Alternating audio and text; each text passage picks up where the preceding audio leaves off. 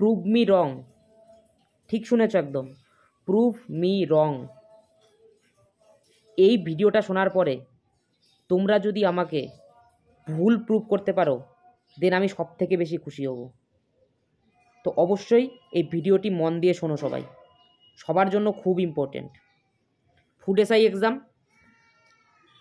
লাফালাফি হয়েছে, পরীক্ষা দিয়েছ, পরীক্ষা এদিক হয়েছে ওই দিক হয়েছে, সবাই জানো সব কিছু, সবাই স্প্যাম করেছো।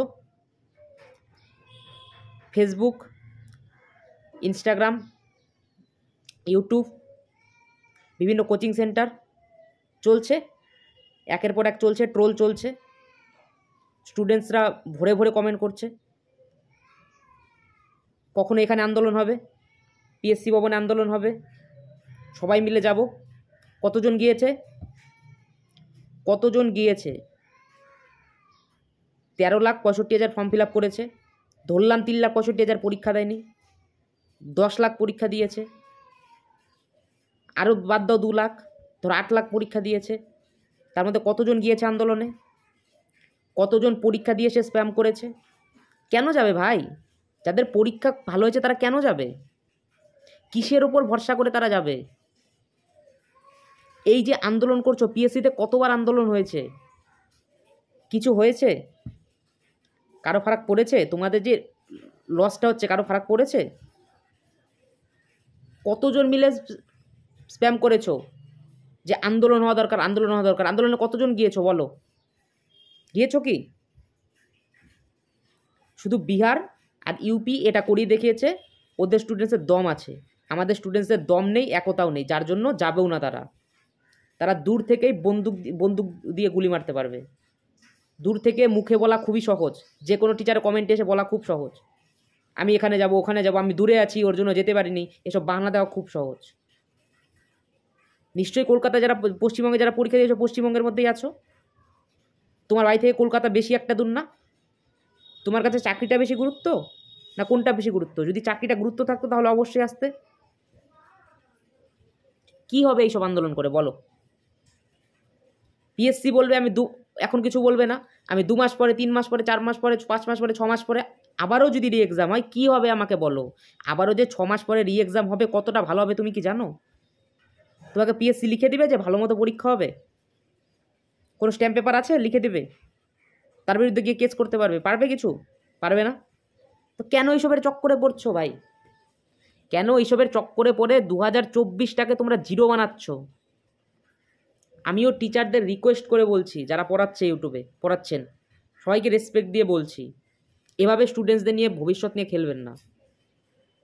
হতে পারে অনেক স্টুডেন্টস বা টিচার এই ভিডিওটা দেখে নিচে গালি দিবে, ডিসলাইক করবে, করতে পারে, কিন্তু আমার যেটা কথা সেটা আমি বলে যাচ্ছি, কারণ আমি চাচ্ছি না তোমাদের জীবন নিয়ে খেলা করতে।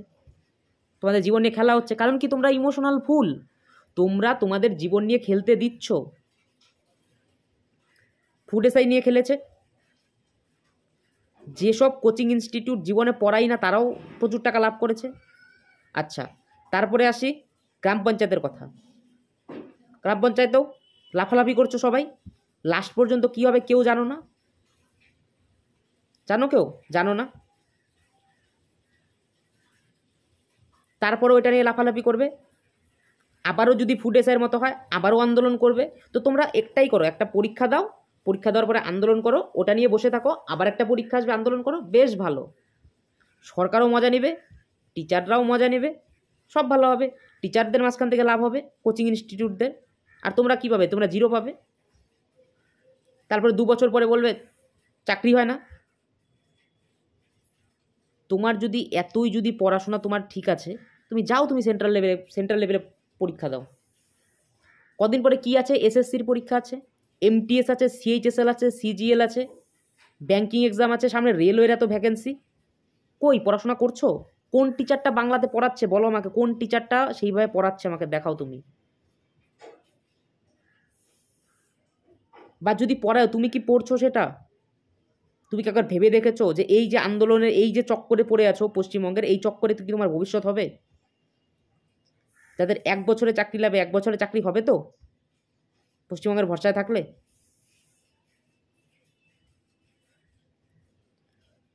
তো এভাবে ইমোশন ফুল হয়ে লাভ নেই। যত তোমরা ইমোশনাল ফুল হবে তত তোমাদের ইমোশন ফুল বানানো হবে। কাজেই এই ইমোশন থেকে বেরিয়ে আসো এবং ঠিকমতো পড়াশোনা করো। মার্চ তো গেল, যারা যারা এবার রি এক্সাম দিচ্ছ, মানে 2022 বা 23-এ যারা ফেলিয়ার হয়েছ, 2024-এ রি এক্সাম দেবে। জানুয়ারি, ফেব্রুয়ারি, মার্চ গেল, মার্চ যাবে এখন, এপ্রিল, মে, জুন, জুনের পরে সব পরীক্ষা শুরু হয়ে যাবে, জুলাই, আগস্ট, সেপ্টেম্বরের মধ্যে সব পরীক্ষা হয়ে যাবে। এবার এই 3 মাসে তুমি সেই আন্দোলনের চক্করে পড়বে, ওয়েস্ট বেঙ্গলের গ্রাম পঞ্চায়েতের চক্করে পড়বে, নাকি ঠিকমতো পড়াশোনা করবে, তুমি বুঝে উঠতে পারছো না। হাত জোর করে বলছি ভাই বোন, ঠিকমতো যদি চাকরি লাগে, যদি সেই ডেডিকেশন আর এনার্জি থাকে যে না লাগবে, যদি সেটা নিড বেসিস হয়, মানে এরকম না হয় যে ও করছে কম্পিটিটিভ এক্সাম, আমিও করছি কম্পিটিটিভ এক্সাম পাশাপাশি, যদি এটা যেরকম একটা কন্টিনিউ চলে আসছে, যদি এইরকম চালানোর কোনো ব্যাপার না থাকে, যদি সত্যিকারেরই চাকরি লাগে, তাহলে সেন্ট্রাল লেভেলের জন্য পড়াশোনা করো। 3 মাস সময় আছে, 3 মাস চুপচাপ ঘরের দরজা বন্ধ করে ঠিকমতো পড়াশোনা করো। এইসবের চক্করে পড়বে, 2024-ও যাবে, জিরো হবে, আর 2025-এও এত ভ্যাকেন্সিও থাকবে না, সেন্ট্রাল লেভেলও থাকবে না। তারপরে 2025-এ হয় প্রাইভেট জবে করতে হবে, না হলে যারা যারা মেয়েরা দিচ্ছ বিয়ে হয়ে যাবে, কারণ বাড়ির থেকেও তোমাকে আর বেশি সময় দেবে না। তো তুমি কি চাচ্ছ? এইসবের চক্করে পড়ে নিজের ফিউচারটাকে নষ্ট করতে, নাকি ভালো মতো পড়াশোনা করে 2025-এ যাতে তোমার মা বা তোমার জন্য যে অপেক্ষাটা করছে, বা তুমি যার জন্য এতদিন অপেক্ষা করেছো, সেটার একটা যে খারাপ দিনগুলোর মধ্যে দিয়ে গেছো, সেটার ভালো দিন দেখতে কোনটা চাও, এটা তোমাকে ডিসাইড করতে হবে যে তুমি কোনটা চাও। কারণ তুমি যদি ঠিক থাকো তোমার জায়গায়, তোমার বেস যদি তোমার জায়গায় ঠিক থাকে, তো তোমাকে কেউ হিলাতে পারবে না। কিন্তু তোমার বেসই যেখানে স্ট্রং নেই, তুমি যেখানে দাঁড়িয়ে থাকবে যে খুঁটিটা, সেই খুঁটিটাই যদি স্ট্রং না থাকে, তাহলে তোমাকে যে কেউ উড়িয়ে নিয়ে যেতে পারবে। ফুড এসআই এসেছে, ফুড এসআই সবাই কুড়িয়ে নিয়ে যাচ্ছে, এরপর ডাব্লিউবি গ্রাম পঞ্চায়েত আসবে, সেটাও সবাই কুড়িয়ে নিয়ে যাবে। তোমাদের মধ্যে সেই কনসিস্টেন্সিটা নেই, কনসিস্টেন্সিটা অবশ্যই আনো, কনসিস্টেন্সিটা অবশ্যই আনো। যার যেখানে ভালো লাগে সে সেখানে পড়াশোনা করো। আমি এখানে কোনো কোর্স বিক্রি করতে আসেনি, বা বলিনি যে জেএন স্টাডি বাংলার কোর্স নাও, কিন্তু একবার দেখো যে জেএন স্টাডি বাংলা ফুড এসআইয়ের আগে কিভাবে তোমাদের কন্টেন্ট দিয়েছে। ডেটার উপরে সবসময় কথা বলো, ডেটার উপরে, মুখের কথার উপরে না, ডেটার উপরে কথা বলো। যাও লাইভ সেকশনে গিয়ে দেখো, যাও ভিডিও সেকশনে দেখো যে কতগুলো ক্লাস করিয়েছে এবং সেখান থেকে কীরকম প্রশ্ন এসেছে। অঙ্ক গিয়ে দেখো, যে জিকেগুলো পড়ছো সেই জিকেগুলো সাফিসিয়েন্ট তো এসএসসি পরীক্ষার জন্য বা রেলওয়ে পরীক্ষার জন্য? তোমরা যেখান থেকেই পড়ো না কেন, XYZ, কোনো কোচিং সেন্টারের কথা বলছি না, সাফিসিয়েন্ট তো? যদি তোমার মনে হয় সাফিসিয়েন্ট প্রশ্ন দেখে, দেন ওখানেই পড়ো, কোনো ব্যাপার না, কিন্তু ঠিকমতো পড়াশোনাটা করো। এইসবের চক্করে পড়ে, আন্দোলনের চক্করে পড়ে ইমোশনাল হয়ে কোনো লাভ নেই, এর থেকে কোনো সুরাহা মিলবে না। যদি চাকরি পেতেই হয়, যে তোমাকে সিরিয়াসভাবে পড়াশোনা করতে হবে, কনসিস্টেন্সিভাবে পড়াশোনা করতে হবে। আমি জানি না তোমরা কি করবে, আমার তোমাদের এতটুকু বলার ছিল, বাকি কাজ তোমাদের। যদি ইমোশনাল হয়ে থাকো, সবাই তোমাদের ইমোশনাল ফুল বানাবে, আর যদি ঠিকমতো পড়াশোনা করো, কনসিস্টেন্সি যদি থাকে, দেন এই বছরেই চাকরি পাবে। বাকি ডিসিশন তোমাদের। Thank you so much. ভিডিওটা বেশি করে শেয়ার করো যদি ভালো লেগে থাকে, এবং অবশ্যই কমেন্ট করে জানাও কেমন লাগলো। Thank you.